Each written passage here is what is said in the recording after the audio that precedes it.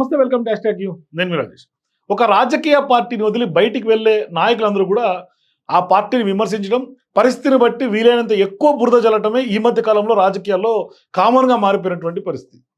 అటు పార్టీలు కూడా ఒక నాయకుడు బయటికి వెళ్ళిపోతున్నారన్న ఫీలర్ రాగానే ముందే బహిష్కరించడమో, లేదంటే కనుక పొమ్మనకుండా పొగబెట్టడమో జరుగుతున్నటువంటి సందర్భాలు ప్రస్తుతం రాజకీయాల్లో బాగా కనిపిస్తున్నటువంటి ట్రెండ్. అయితే ఈ క్రమంలో ఫలానా పార్టీని నమ్ముకుని చెడ్డవాళ్ళనో, లేదా ఫలానా పార్టీ అధ్యక్షుడి వైఖరితో నష్టపోయినటువంటి వాళ్ళు రకరకాల చర్చలు జరుగుతూ ఉంటాయి పొలిటికల్ సర్కిల్స్లో.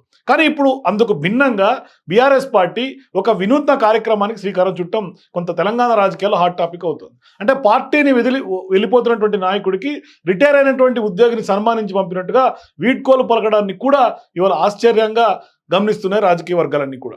అయితే బీఆర్ఎస్ అధినేత కేసీఆర్ వెన్నంటి నడిచి పార్టీకి సుదీర్ఘకాలం దాదాపుగా 25 ఏళ్ల నుంచి ఆ అనుబంధం కొనసాగినట్టుగా తెలుస్తోంది.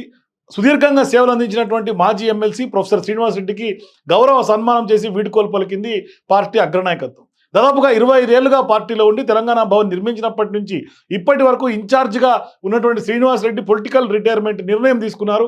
దీంతో ఆయన్ని అలా వదిలేయకుండా సన్మానించి బీఆర్ఎస్ పార్టీ కొత్త ట్రెండ్ను మొదలుపెట్టినట్టు అయిందంటున్నారు రాజకీయ విశ్లేషకులందరూ కూడా.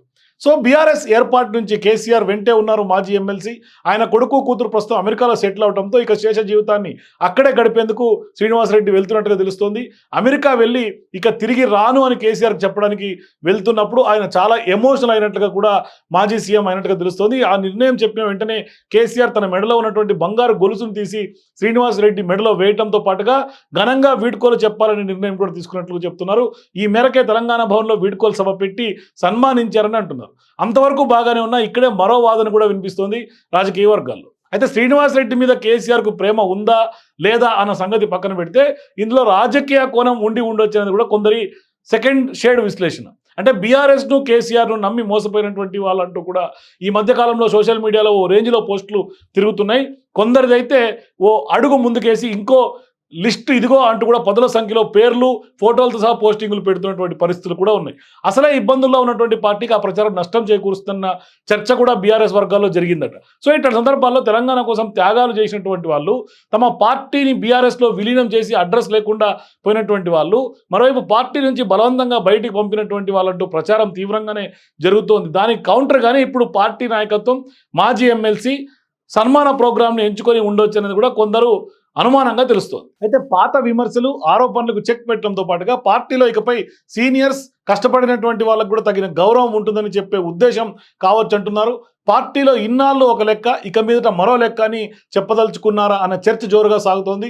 దీంతో ఈ వ్యవహారం శ్రీనివాస్ రెడ్డితోనే ఆగుతుందా, లేదా ఇంకొందరికి కూడా ఇలాంటి సన్మానాలు చేసి క్యాడర్ లీడర్స్ బలమైనటువంటి సంకేతాలు పంపాలని కొంత బీఆర్ఎస్ నయా ట్రెండ్కి షురూ చేసిందా అనేది కూడా కొంతమంది పరిశీలకులు అయితే మాత్రం కొంత అంచనా వేస్తున్నారు. మొత్తం మీద అయితే మాత్రం బీఆర్ఎస్ కొత్త ట్రెండ్ తెలంగాణ రాజకీయాల్లో సృష్టించింది.